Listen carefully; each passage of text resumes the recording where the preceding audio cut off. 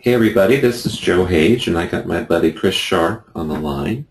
Hello. And you may remember that Chris helped with a video about SEO a few weeks ago, and it got such a reception that I invited him back. And I also invited him back because I have more questions. And recording this is a kind of way for me to get free consultation there, it's been said. Now, I have a really big SEO question for you, and I'm really eager to start this conversation with you. So what I have on my screen right now is the site for my 10X Medical Device Conference. Just by way of background, it's the third annual one that we've done, and 2 years ago I had this website, which to me looks just flat out archaic now. And last year, so this was year one, I had no social proof. There had been nothing before. In 2014, I had a video saying, hey, look how great it was last year. And I redesigned it, and it worked quite well, and I was quite pleased with it. I had a slideshow in here and everything, and it was much clearer, and there were lots of pages here to go to the individual for the agenda and for the speakers. And this year I've completely upended the design. This is, in my view, extremely contemporary. As I do medical device websites for clients, now I'm thinking about this kind of one-page design, which is, it seems to be where things are going, especially with mobile, how you can scroll down, and while you can jump around to the various sections, you can also see the whole page, the whole site basically on one page. There are things you can click that give you more information. Here are the speakers. You can click here and it opens up where all the rest of the speakers are. Here's a price table. Here's more information that you can click to other pages. Here's some testimonials, etc. So here's my primary question for you, and the reason why I had to get you on the phone today. As I understand it, one of the tricks of getting a search engine like Google to find you is for you to have the words that people are searching on the page and in the meta tags, and you, as I understand it, improve your chances of being found the more pages you have on your site, because there are more individual meta tags that you can put in, there are more pages for you to have content on. And so I'm wondering, Chris, if by adopting what I believe, and I'm interested in your perspective too, is the latest in website design, by having everything on one page as a jumping off point, having it really rich so you can see everything right there, am I hurting myself from an SEO standpoint? The answer is yes. I hope you would say yes. Yeah, it is. There's quite a few reasons why, but it's a complicated answer, partially because there's several different ways that you can have a one-page website. So what we'll do is we'll go over what those problems are and how the different ways you can go about having a one-page website, the good ways to do it, the bad ways to do it, and really what it all means. And also I did some research, looking at Google spokesman Matt Cutts, for example, to get his opinion, what he talks about. So in my answer, which will be a complicated answer, we'll make sure that we reference Matt Cutts and we have an answer straight from him. As you know, I'm going to transcribe this call too, so be as complex as you want, and viewers and listeners can read the transcript to parse what you have to say. Yep. I'll try my best to follow along. Very good. The very first thing that I found from Matt Cutts said, quote unquote, I wouldn't bet your SEO legacy on a one-page website. So that pretty much sums up where he's coming at. So the complicated portion of it is there are two ways Well, there's more than two ways, but there are two mainstream ways that people have a one-page website. The way that you have yours is it's doing internal indexing. So if you scroll down a little bit, you'll have your navigation links. They'll start to pop up. Yes. Okay, so you have And then home, about, schedule. I'll get just for a moment, I'll log out. Actually, no, I won't log out. Just know that this line, folks, is not something you would typically see. So while this is kind of harder to see, most people would see it like this. Just for so when you, and so when you mouse over your navigation, at the very bottom of the screen, it'll show you the path to the URL that you have. So, for example, mouse over that About navigation at the top of the screen. Oh, up here. Yep, there you go. And so you can see at the very bottom of your browser, it says has the pound sign and the About. When you see that pound sign, it means that it's indexing content within the exact same page. It just means go down further to where that About portion is. So now it says tab 1, things like that. Right, now it says schedule, over schedule. And I could click on that and it would take me to further down on the web page to where the scheduling speakers. Okay, so I've changed the URL accordingly. Okay. But it's not changing the URL. I mean, it is changing the URL, but you're actually on the same page, hence the one-page website. So what's going on here, this is something that's been around for a long, long time, being able to have those internal page links. We're seeing the one-page websites really just repurposing that in a more modern style than it's been done in the past. And it looks great. It's easy for users just to scroll down and you're not having to go for a page-by-page basis. But what this does is this puts Google in a position where your entire website is one page. There aren't any conflicts. Google can find all of your content. But your drawback in this situation is you have one web page to do everything, meaning all of the keyword rankings, everything that you're going to want this website to accomplish has to be done on one web page. So if you're on a very narrow subject, a very narrow set of keywords, you can get away with it because one page can cover a small assembly of keywords that you want to target. And if you had a more complicated website, say for example you offered 10 different services, we'll use a plumber for example. They have toilet repair and different kinds of drain repairs, water heater tank installs, and various things like that.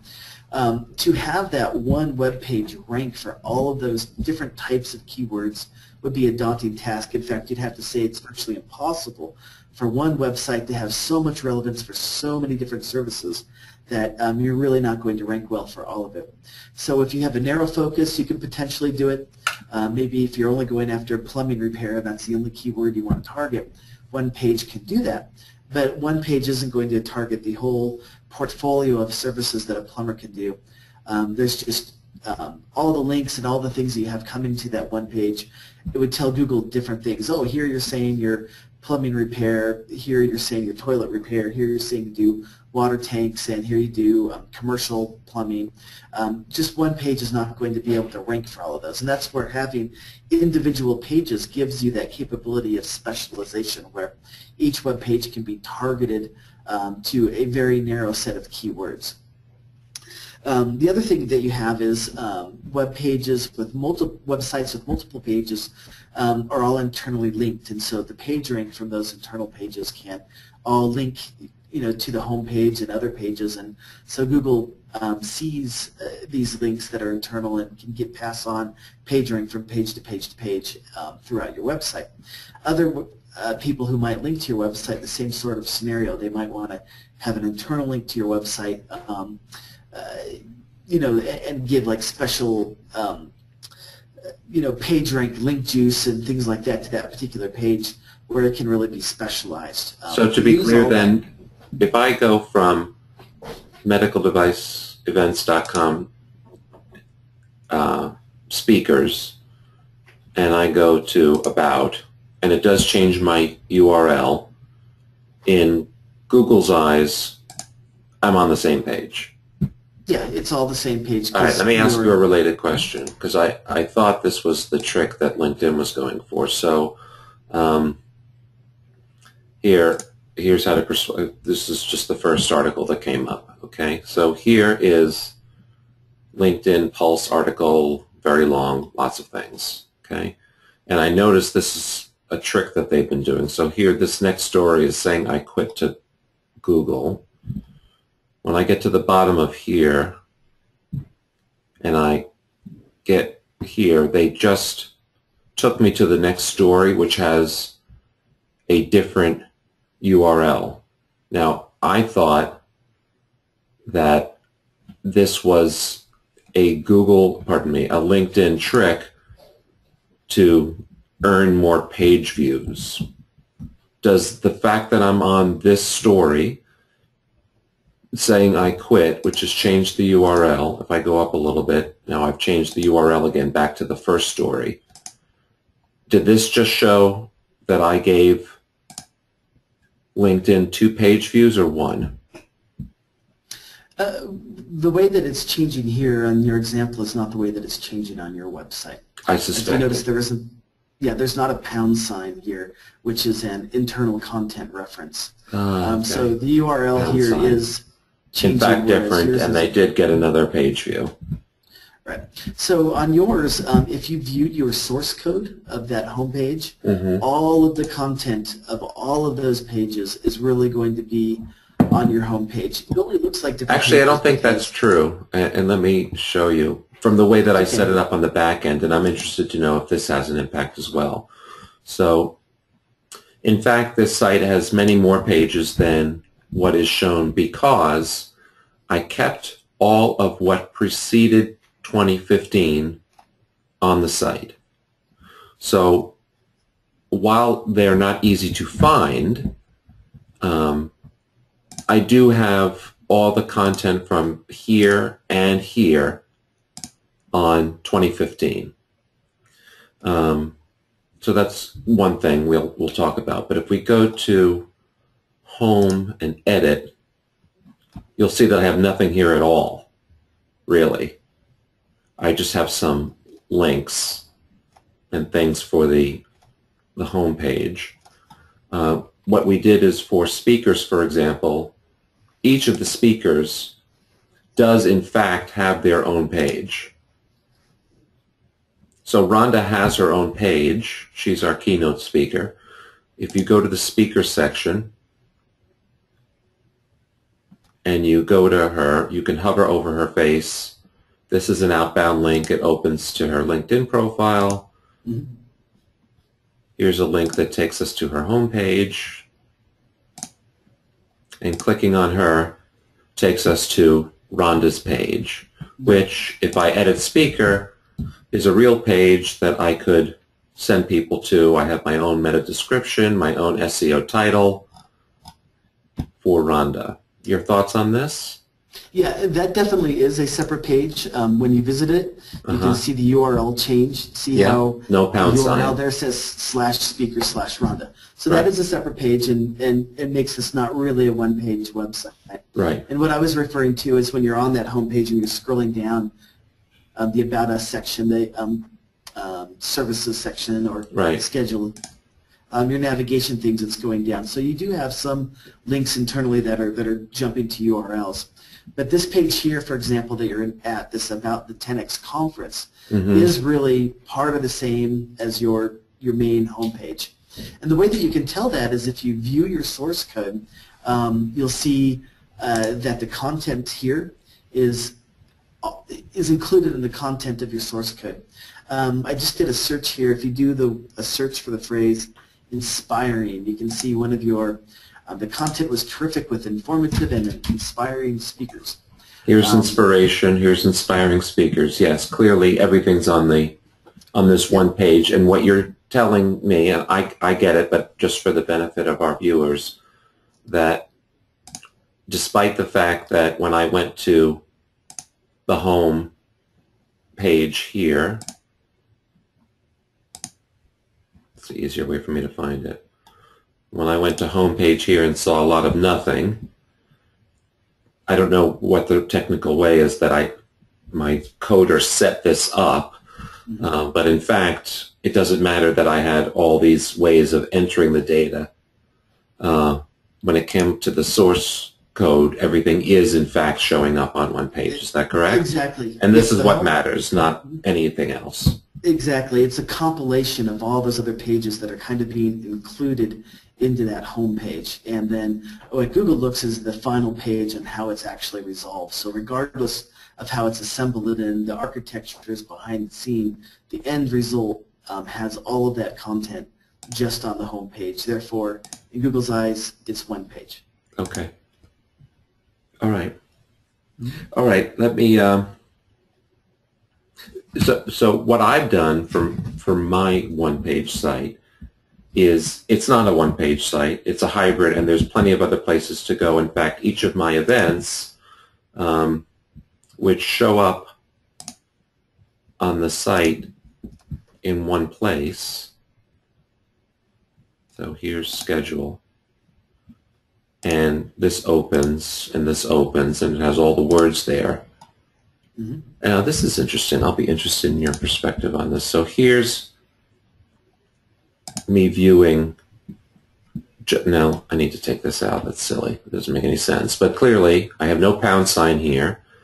My event on day one is there's a workshop for contemporary marketing strategies. Now, you taught me on the last call that sometimes, like this, for example, this is duplicate content from this. They're identical words. Correct, right. So, and the URL is different, so it would be considered duplicate content. And this is an issue that I'd like to cover in more detail. Okay, good. When appropriate. Yeah, well, I think now is appropriate. So I'm thinking you're going to tell me to not index one of these two, and you're probably going to tell me not to index it here so that it has its own page that counts. Is that right? Yep, but that's one way to go about it. But I'll outline some other ideas that could work too. Depending on the person, one might be a better way to go about it. I'll give you my opinion, though, of what I think is best for SEO, rather than cutting corners or making things simpler. So, as I mentioned earlier, there's two separate ways that you could have the one-page website. Yours is one of those ways. Another way is to have like either an AJAX or a JavaScript system that as you're scrolling down, Google identifies that you're scrolling down and then loads another page, and you scroll down further and then it loads another page. And just like what LinkedIn did. Like what LinkedIn did, correct. That is actually the worst way to have a one-page website. The way that you went about it, and you're a designer. The reason why is a lot of search engines. I really thought you were going to finish your sentence the other way. I really did. Your way is better because any search engines can visit your code, and even though there's so much content on one page, it can still easily access all of that content. For the other ones that do the automatic scroll, kind of the infinite scrolling concept, many search engines have a difficult time invoking that scrolling process. So when the robots crawl it, they don't get to the point where it scrolls? They can't invoke that behavior, right? They don't have a mouse that's scrolling down. They can't actually force your website to scroll. So it just loads up the home page, and it can't create that. Now, Matt Cutts with Google says, quote unquote, that Google's getting better at reading JavaScript, trying to force that infinite scroll. And I believe that they can do that. They can start to mimic that and getting down further. But if you were to look at the source code of a page that invokes AJAX or JavaScript instructions that when you scroll, load the next page, the source code on the page on which you land would not have any of the words or terms from the subsequent pages. Absolutely correct, yes. Okay, got it. Right. The problem is invoking that scrolling event and reading that JavaScript or AJAX content is very difficult for search engines to do. In fact, a lot of that streaming AJAX is invisible to a search engine, whereas a lot of them can read the JavaScript. So it depends on how that's done. But here's the problem. Most websites that have that infinite scroll, what you do is you have multiple web pages, and as you're scrolling down, it takes that web page and, of course, puts its content there. But then that web page also exists on its own as well. So you'll have navigation like you have, and you can click, for example, speakers. On your site, it'll jump down to the speakers section, but on many other of these infinite scroll types, that speaker page will also exist as its own individual page. So which is what I had down before. And down. So speakers last year, I had a page that was about the speakers. Right, right. But anytime you're in that situation where the home page is loading content, and then that content also exists on a separate page, now we're looking at a duplicate website. So you're in a very bad situation where 100% of the content on your home page is duplicated versus other pages of your website. And what I did here so is I only have, these are the only words on the home page about Rhonda. Well, I have stuff about her in this section, but there's definitely more content about her here. And actually, I'm going to meet her this afternoon for the first time for lunch. That's funny. There's more information here than there is on the homepage about her, which I'm thinking you're going to say, good job. Oh, no, absolutely, that's a good job. But it looks like, yeah, as long as there's a unique page and that page content is unique.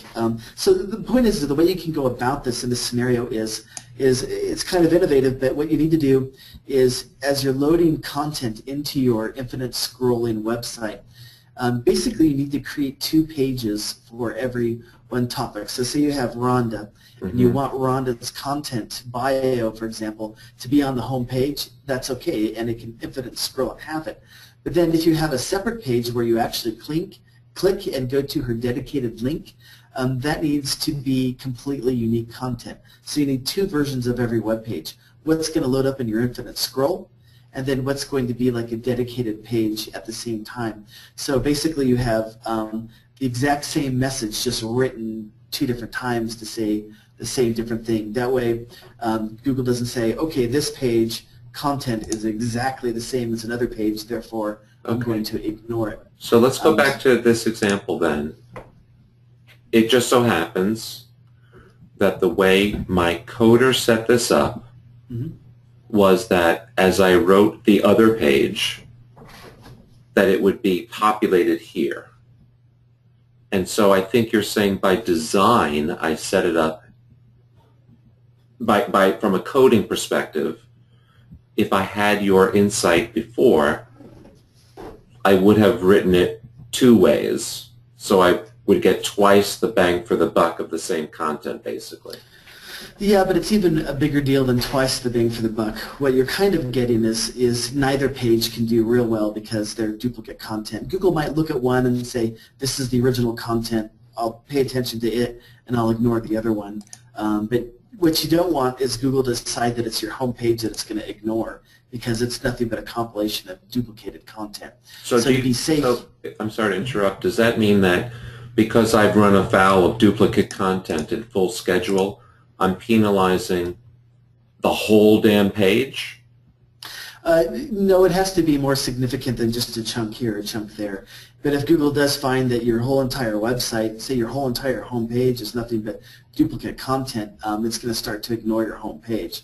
So yeah, these pages exist as well somewhere else. I can open all of these pages and have exactly that.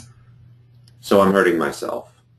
Yeah, you're hurting yourself. What you'd want to do is the infinite scroll process to load a different page than what this is. That, of course, sounds exhausting to me and everybody listening. You're asking me to write the same thing twice. Exactly, right. Man, I wrote it well the first time. This is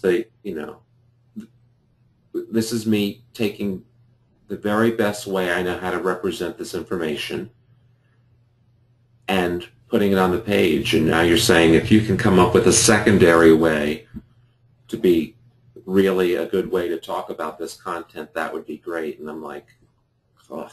I don't want to do Seems that. daunting. What you can do is just some word substitution. Change different adverbs and adjectives and a Okay. little reworking. So let me ask you that. That's a great jumping off point. How different do you have to make something so that it's not duplicate content? Let's say I have 100 words. Do I change 3 adjectives and I'm done? No, you'd have to change several words in every sentence. What you don't want is a large block of content. What you just said is rewrite the whole damn thing. Well, not necessarily. Well, Several sort words of in like, every sentence. right. But for example, here you have,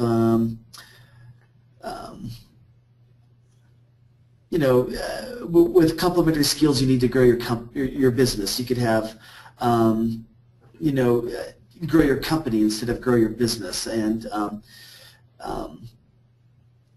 people with similar skills or compatible skills instead of complementary, or compatible talents. So it's just a matter of what you can think in your head real quick to pop that up. I'm not saying it's effortless, and I guarantee Google always rewards the people that work the hardest on their website. This is one of those scenarios. This is one of those scenarios why we actually recommend against the one-page website concept. I understand the trendiness of it, the human factors of it, all that are good. It just happens to be one of those evolutions that is not real good for Google, and Google openly mentions that. Google talks about the problems they have with one-page websites, but there's deeper things than that, which a lot of people are overlooked, and some of Google's comments overlook the fact that you do have duplicate content issues that are inherent in this process. So Google has outwardly said, publicly said, we have problems with these one-page concepts, and as Matt Kett stated, I wouldn't bet your SEO legacy on a one-page website. So it's really disappointing because I think of Google, and maybe they just haven't caught up yet, but I think of Google always doing what's best for the user experience and rewarding those companies that do what's right for the user experience. And I'd argue that this site is best for the user experience relative to what I had last year. This is better. It's easier to read, navigate, understand. And unfortunately, I'm going to be punished for it unless I make the Herculean effort of rewriting. Joey don't like that.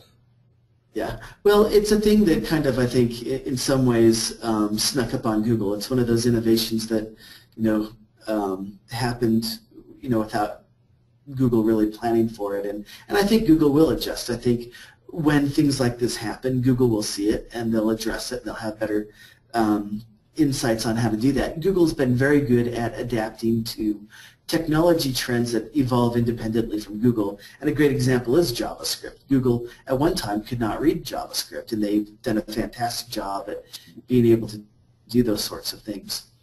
So maybe we're in just kind of a funny time period where we have this technology that's happened and Google hasn't done the best they can do to adapt with it. But it's a lot of change that would have to happen with Google. Okay, that was an exhausting answer I didn't like, but I appreciate your insights. Now I'm going to ask you a different question, and it's another important one for me. Here, I'll do this. I don't know if our faces are recording, but here's a book that I'm all about right now. Have you seen it? Don't make me think. I have not seen that. It's yep. a fantastic read. Oh, Steve Kerr. Yes. And is it a fairly new book? Has it been out there? It is fairly new. He wrote one years and years ago and desperately needed to be updated. Here's another one, Letting Go of the Words, Writing Web Content That Works. Highly recommend both books. You can see I have them on loan from my library at the moment, but I'm probably going to end up having to buy them because they're that valuable. Content and content quality, there couldn't be a bigger topic in SEO right now. Well, here's the interesting thing, and I don't think you read this one either, right? No.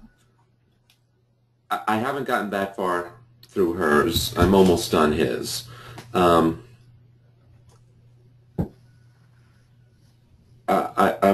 paraphrasing something that I think I read, or certainly when somebody told me about the book, he said, Steve's approach to words on websites is take what you think you need, cut it in half, and then cut it in half again.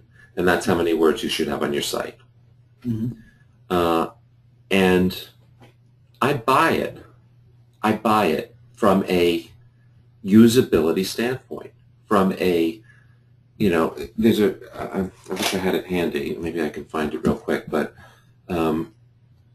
there's one of his examples that really, really stuck with me was, what you've put on the page, what you, the designer, think people see, and what they actually, oh, here it is. Here, put it real close. There.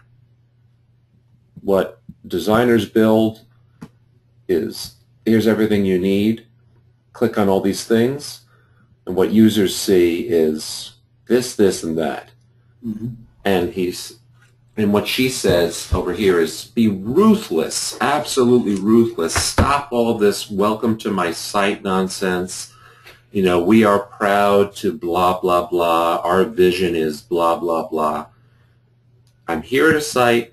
I'm searching for something that I need. I'm not reading any of your puffery. Do you do what I need or not? Let's go. And so, when I think back at my cardiac science days when things were different and we were in earlier stages of SEO and more words, more terms, use the term over again, anchor text, all that stuff which is fading, I could get quite wordy for the sake of this is really helping us. And now that I think about it, boy, here's why you should attend 10X. This is a sentence. And here are two others just to wash it down. That's it. I have something about the group. This is what the group is about. Here's helping people identify whether or not they belong. And they can ask for the guest list. I've given them enough information, in my view, to say, this is interesting. Let me go ahead and ask for the guest list, and then they send me an email and I send it to them. I don't need to go on and on and on and on and use every C-level term, every director, every vice president, every medical device, ways of coming around to this to try to win for the terms of, relevant conferences for these people. I don't think that's the right user experience. And yet, Google grades on the words on the page and people linking to those words on the page. And so here's another, I think, direct conflict with, if I want to win the SEO game, how I need to compromise on my user experience. Mm-hmm. What do you say? The way you have to look at it is you have two masters. Humans are definitely one of your masters. Google is the other master. And to be successful, you have to satisfy both. Google, the only thing it really has is at its disposal is the content on your website and the link relevance, the page rank of the website to the link to you. That's all you have.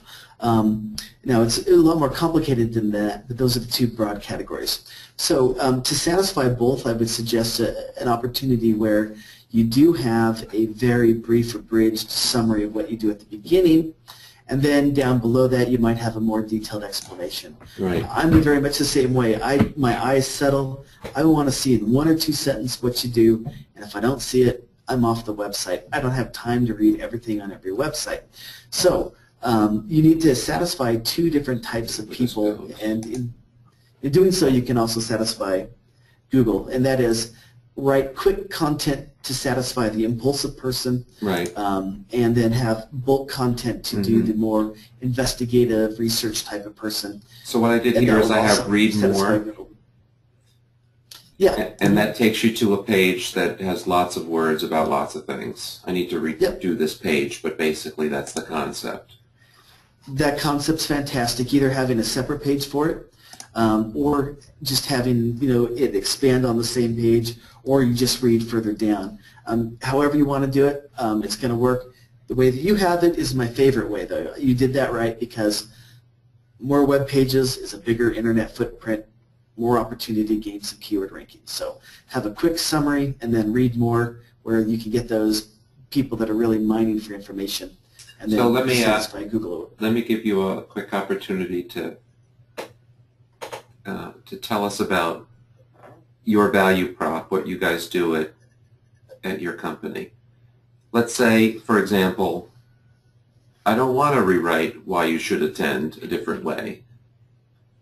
Are you guys, could I hire you to make my duplicate pages somewhere else and reword stuff in a way that will help me? Yeah, well, we're more into the SEO campaign, sort of the soup to nuts solution. So we don't typically get hired for individual little like content writing projects. We can entertain some of that. We have staff content writers, that sort of a thing. But we're more involved in the long-term thing. Obviously, for you, Joe, we would be happy to help if you needed us to help you out, do something like that. But yeah, we're kind of more involved in the campaign of the long-term growth aspect rather than the individual components and a la carte sort of a thing. Mm-hmm. Okay. All right. Let me ask you, what did I write here? Oh, so I told you that before I discovered you, I had a friend named Mark McLaren. He does business under the name McBuzz Communications, and he does some good SEO work. He's taken a full-time job. He's not as available as he once was, and he did me a favor and did some initial work on this site, and he gave me some feedback, which I'd like to share with you. One of the things is, this is a legacy from last year. I had a blog, which I know gave me the opportunity to show previous videos, and I'm going to add the videos from 2014 on the 2015 site. I've yet to do it. I'm of the opinion that if somebody comes to this page and they're already searching, learning about the event, I think that visiting the blog is secondary or even tertiary to them deciding to move forward with asking for more information and identifying themselves as potentially being interested. So this here is the only way I made it obvious to reach the blog. Said another way, I don't have blog in my primary nav at all, because oh, for goodness sake, I don't have anyone else to answer the phone. This is silly. Hold on, everybody. Hey, Leslie. Hi. She is, and I'm actually on a live webinar, so you're part of the history of medical Marcom webinars right now. Leslie says hi, everybody. Okay, I gotta go bye. That's live television, folks. I think it makes it. Mark wrote that he thought that I really need to make it more obvious for the blog to be shown in, let's see, blog. How important is linking more obviously to the blog? I wrote him. I don't believe blog content will be a registration driver. Instead, I'll add content and link to lure visitors who, once they arrive, can discover the rest of the site. Your thoughts? I'm interested in your thoughts. He writes, there are a few good reasons to link to blog pages. It's good to link to a selection of pages on your site rather than just a few. This is especially true for links from other sites. Okay, I understand the other sites linking, and I plan to do that anyhow. Blog pages will tend to show up in specific search results for long-tail keywords, agreed. They do contribute to the user experience because they offer more than just the About page. Okay. You have some very good topical content with video. You might try this plugin, yet another related post plugin. It's nice for connecting various, okay.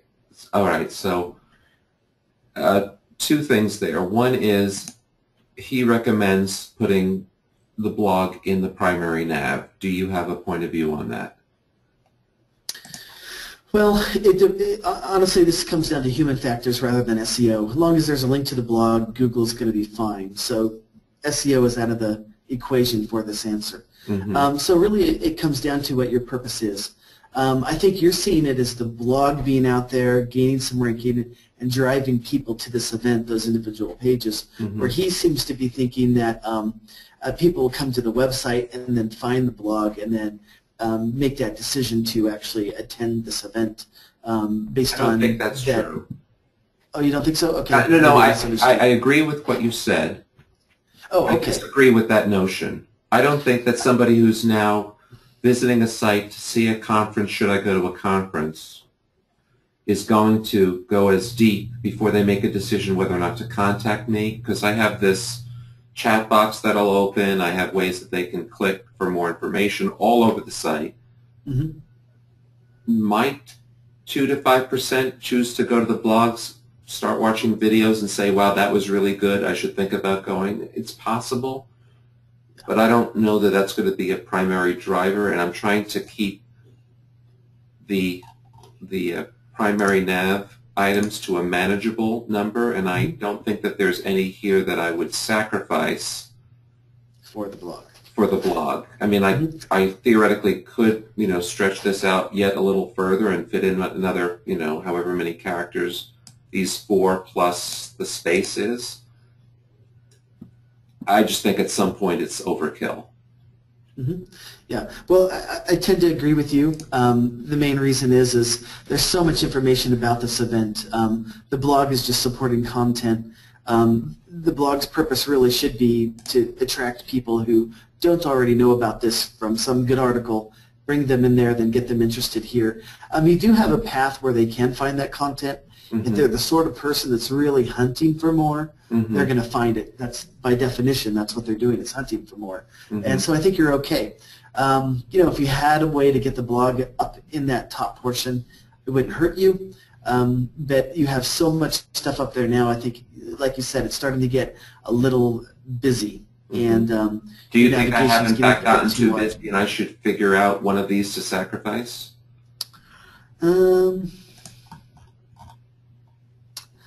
No, I think you're fine. Your eyes can scan it pretty quickly. Mm-hmm. The alumni, that one I'm not sure what that is, just who's been... Right, I recognize that. Mm-hmm. I thought alumni was more compelling than testimonials. I understand that you get what testimonials is. Mm-hmm.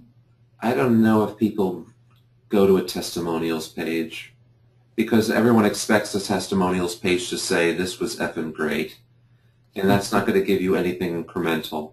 Now, it just so happens, I mean, for what it's worth, I think my testimonials page is better than an average testimonials page because I have video that I added. So here's a 40-second, thing. So there's interactivity there. And unlike most, certainly, conferences that I've seen, I'm willing to let people know who came with their actual names and their actual titles as opposed to, important person, comma, GE. It said, the content was spectacular. No, these are like deep, individual what this conference meant to them. And I tell you who they were for social proof.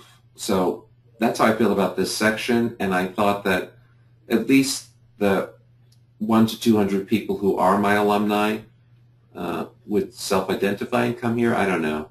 So I get it. It's not a perfect solution for my primary navigation. That's why I kept it there. I'm open to a better recommendation if you have one. Yeah, well, my recommendation would be to keep it there, but I think I would name it as testimonials. The reason why is that testimonials are still actually a really big factor for driving sales, and the best of that is the video testimonial. I think it is a really good selling factor, something that could do your website really good to be noticed. my issue was is when I saw alumni, it just didn't connect to me to what that really meant.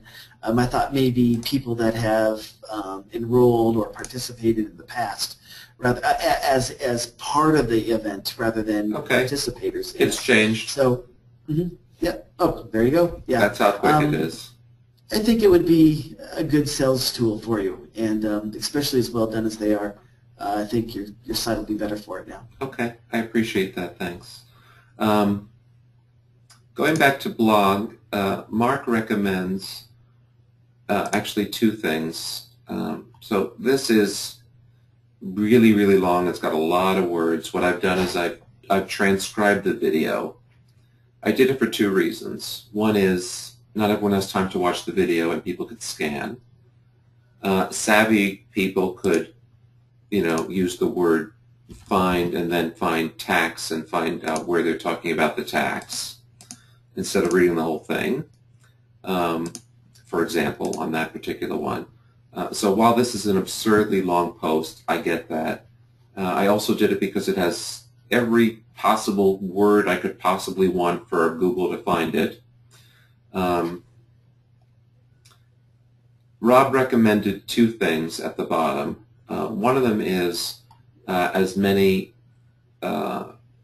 websites do, they have basically, if you enjoyed this post, you'll also enjoy link, link, link, link. I've done that before on other sites. It feels, I don't know, it works for me, I guess. You'll probably say it's a good idea, it's incremental links, there are more clicks, etc. So am I right on that guess? You like that idea? Go ahead and do that? Yeah, certainly. And you mean just links that are internal to your own webpage, other articles and okay, yeah, definitely a benefit, especially since all of that stuff isn't really accessible through a navigation path. Having those links, I think, would be beneficial. The second thing he recommends, and I actively dislike this, but you might tell me no, it's a good idea, is he. I've started to basically blow off any tags here, and like categories, and having them show up at the bottom of the page, so that I don't have so many articles. Like on Medical Markham, I have 140 articles. Maybe it makes sense there. On this one, I don't. But he was saying how it'd be good if at the bottom I said tags, medical device tax, innovation, whatever the terms are, categories. I can't think off the top of my head what the categories would be, but that would be a way to group like blog posts together so that I could click on medical device tax and serve you a page on every article I have that includes that term, so that you can read other articles that are related to it. You're probably in favor of that, eh? Yeah, it would be. Again, just being able to get the links there so everything connects. In other words, you have a tremendous amount of content that just can't be found. Google's going to find it, but human experience could be a benefit there. I wouldn't get carried away with it, though. Short, simple, consolidated would be ample. You make work for me, Chris Sharp, but you know what? Like you said, the ones who do the work get the rewards. In fact, things are going pretty well. I'm going to go to an incognito, and let's see how I'm doing. Medical device conference is an important term for me. Who's the man? I'm the man. I'm number one. Why are you calling me? Because it all helps. And you know what? It's not just about me. I also want my listeners to learn about what you do and how you can help. I was teasing. And, no, you're doing a great job, and you're a fantastic listener. Ha! Thanks. Well, let's. I don't want to keep you too much longer, but let's, if you don't mind, let's continue. Tag pages do well results outbound. These should be. Okay, so he was saying, I'm interested in this. I find this really interesting. For those of you, instead of me explaining it as an amateur, explain to our listeners, please, what the concept of rel equals no follow means. Okay, well, what rel equals no follow means is there will be links on the web page, and you're telling Google that you do not want it to crawl those links. Mm-hmm. So it knows that they're there, but it won't follow that link and then begin to index and crawl the content that those links lead to those pages. And who should use rel equals no follow, and when? Why is it good? Sure. An example would be, this is kind of a funny thing, there was a situation that happened a long time ago where there was a company that nobody liked. They did bad things, and everybody was writing articles about about how bad they were, and everyone had a link to their page. Well, Google saw all these links and thought, oh man, everybody loves this guy, and so this company that everybody hated was now starting to rank very, very well, and encouraged him to be even more and more obnoxious because he was getting all these links. Rel equal no follow would fix that scenario where you wouldn't get the inbound juice. Exactly, right. And I understand. The reason I started using rel equals no follow is every time you give away some juice, you're giving it away from yourself. True. However, is it still true? No, that's always been true. They're not receiving it, but you're still losing it. It's a funny thing with Google. If you have links on your website, you think of if you have 10 links, each link's giving away 10% of its page link juice, we'll call it. Mm-hmm. And if you have one that is being blocked, it still takes that 1/10. You're only like passing 90% of what you have rather than 100%. So it kind of like counts it. When I do the transcript of this call, I am going to mention Chris Sharp. I am going to link to you. And if I love you, as I do, I won't put rel equals no follow to give you some love. But if I want to keep it all for myself, I'll do rel equals no follow, and while I'm letting people know about you, I won't be giving you any SEO benefit. That's absolutely correct. But because you simply have that link, all of your links that go to yourself would only give you 90% of the juice. Mm-hmm. Even though I'm receiving nothing, you're still losing 10%. Even with rel equals no follow? Yeah, it's a strange thing, but that's how it works. So, if that's... Oh, okay, so let me understand then. If I link to somebody other than myself, I'm giving away some of my juice, period. Rel follow or no rel follow. Mm-hmm. And the only decision I'm making is whether or not to give you love or not. Yeah, it's whether they receive it or not whether you give it away. You're losing it no matter what. What you do, though, will depend on whether they receive what you lose. In other words, it's lost. Wow. Lost in space. Okay, so really, only if I actively dislike someone should I use rel equals no follow. It didn't always used to be this way, though, right? No, it's always been this way. It's it just has. I didn't know that. Yeah. It's just a complicated thing to understand. For example, I always rel equals no follow anything on LinkedIn because I think LinkedIn doesn't need any more juice than it already has, and I'm not giving it any of mine. But in fact, I'm giving it anyhow. Well, I'm losing it anyhow. I'm losing it anyhow. You lose exactly right. Mm-hmm. So, is a lesson for folks: be judicious on how many outbound links you give on your site? Absolutely. The reason why is just like you said. I would be very, very stingy on what I give out. Okay. I'm still going to give you one.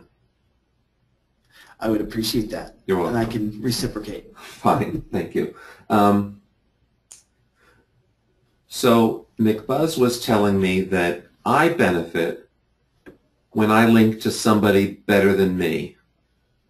For example, if I send a link, if I say, everyone go check out fda.gov,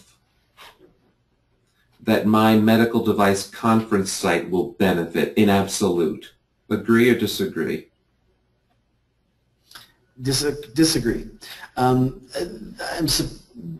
That's a rumor, or it's like a myth, but it doesn't really work that way. In other words, you could just have a web page that links to the biggest websites on earth, and all of a sudden your website gets super, super popular.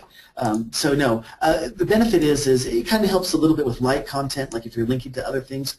So the myth is that Google wants you to link to other websites so that it can crawl and it can find out what is and what isn't popular. So it benefits Google. Is that a myth?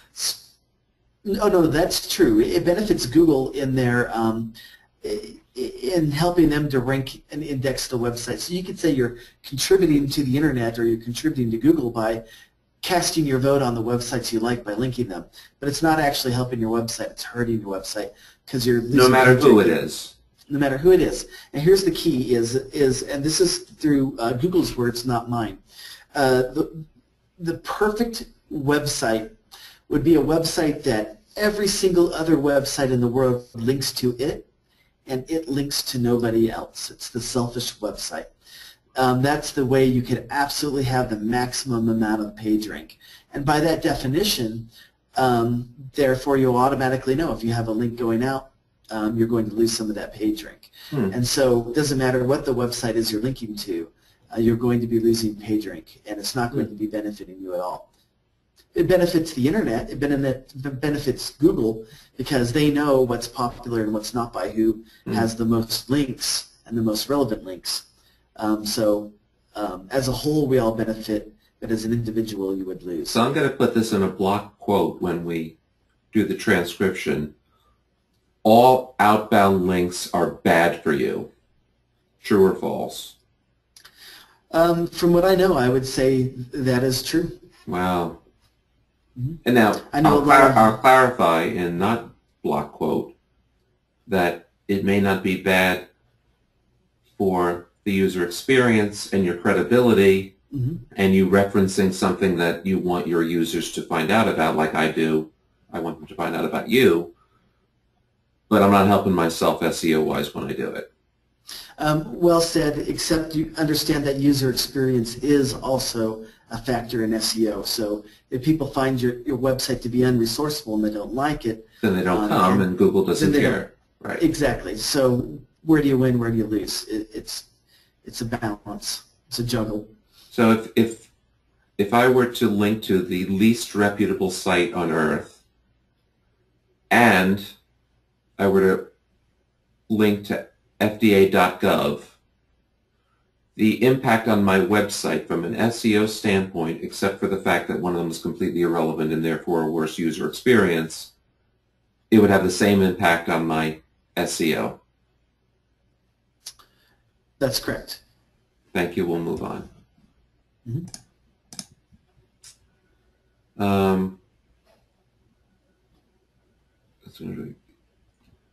Right, okay. So let's talk about directories. I wrote directories. The prospect of listing my event in directories exhausts me. If I outsource it to someone overseas on the cheap, how can I get them to decide which sites are worthwhile for directories? Is it by page rank? Because I am not going to do it myself. So my first question is, how important are directories still? And second, what's the least expensive, if it's worthwhile, what's the least expensive way I can outsource it and not have people linking to every site under the sun, some of which might actually hurt me? Are there sites that if I get an inbound link from WeStinkTerribly.com, is that going to actually hurt me? It certainly could. You have to know the quality of what you're linking to. You definitely don't want suspicious websites. So the bottom line is link building through directory submissions is actually a very good way to link build. There's a lot of just fantastic websites out there which have excellent navigation structures and localization or industrialized sort of a thing. An example would be Manta.com, a Merchant Circle, Hot Frog, Super Pages, those types of things. A lot of those will have no-follow links, but a lot of them will allow links to go directly to your website. The way that I would go about it, though, is going from page to page to page and doing the submissions would be daunting at the very least. I would use a business directory submission service. There's ones out there, ubl.org, for example. They'll automatically create a web card for you that will be submitted to Manta.com and Merchant Circle and various things. But And is depending on Merchant the level Circle, of, for example, relevant for a medical device conference? it's going to have a category, and everything in that category, the drill down structure, would be getting more and more medical related as you drill down. However, the content on your individual page will be the content that you provided, your description and your services and things like that. So it's completely relevant. What I would recommend, though, is not to copy-paste content on your website. Actually write it unique for that particular submission so that it is unique content, and the link comes into you. Let me understand. You said UBL. Is it UBL.com? Yeah. Yep, exactly. Okay. Universal Business Listing is what that means. So you're saying that I shouldn't copy content from my site for my listing, but I can prepare a listing that goes to all directories. Yeah, it'll cover, depending on the service level, maybe upward of 200 different business directories, including all the good ones. So how much would I have to pay for that? I think they have basic services that start around $40. It'll go upward of hundreds and hundreds of dollars, depending on exactly. They'll even do things like create Facebook pages and stuff like that. But the bottom line is, so if I spend $40 and I create a directory submission, that my event will be listed in potentially 200 sites, all of which are relevant for listing a conference about medical devices?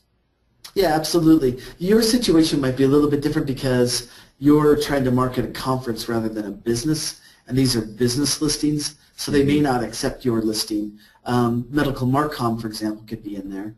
But this conference on its own, so for my viewers, most of whom are manufacturers, medical device manufacturers, and the industry that supports them with various services relevant to the medical device community, you'd recommend they use directories. Absolutely, yeah. It's now, very is that difficult something to I could ask you to help me with, and they ask you to help them with? Yeah, we can help with that. Okay. All right, so directory is good, and Joey Lazy asked Chris. Got it. We've been on for just over an hour, and you've answered all the questions I had today, and we covered a lot of good stuff. Very illuminating for me. I'm confident the same for our viewers, so I'll thank you again.